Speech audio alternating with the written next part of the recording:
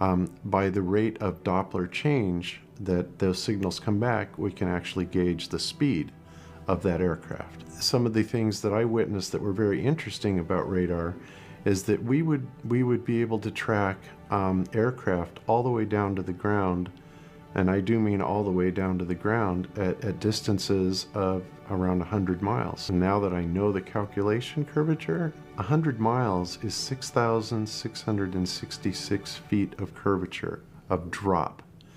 That is literally impossible because radar works at microwave frequencies, 2 to 6 gigahertz or even higher, anywhere in the microwave spectrum, and it is absolutely reliant on it being line of sight, meaning if you can't see it, it don't work.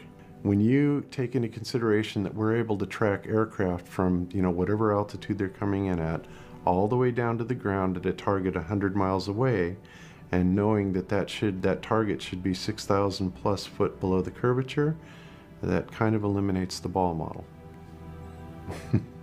Well, in air traffic control, they have two different types of radar. There's a short range, but airport-based radar. It goes out to 60 miles. And then for the long flights and high altitude and off coast, it can go out to, it's en route radar, and it can be 200 miles. So they can detect targets 200 miles away. So in radar, the point is it has to be able to have a direct line to the airplane. So with regards to the shape of the Earth, I never thought about it as I worked for 24 years. You didn't say, wait a minute, I think that target is too low for me to see at that distance.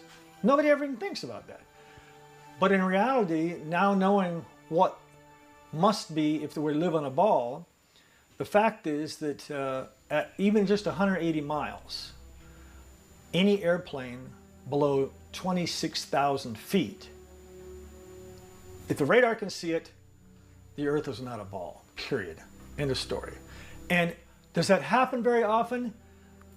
1,000 times plus a day. 1,000 times plus a day, somebody calls up, somebody coming from offshore. There's a whole class of aircraft that are not pressurized. They can't fly above 11,000 feet. The pilot will pass out. So they operate at and below 10,000 feet, no matter what. And no matter what the weather is, they just can't operate up there. And there's hundreds of thousands, if not millions of these airplanes still operating all the time. And so they'd be coming in at 6,000, 7,000, 8,000 feet from like Bermuda or beyond and say 180 miles from Miami. And I said, Roger. And every time they do that, they prove the Earth is flat. And they don't know it. But it's absolute undeniable proof. 26,000. And at 200 miles, 29,000.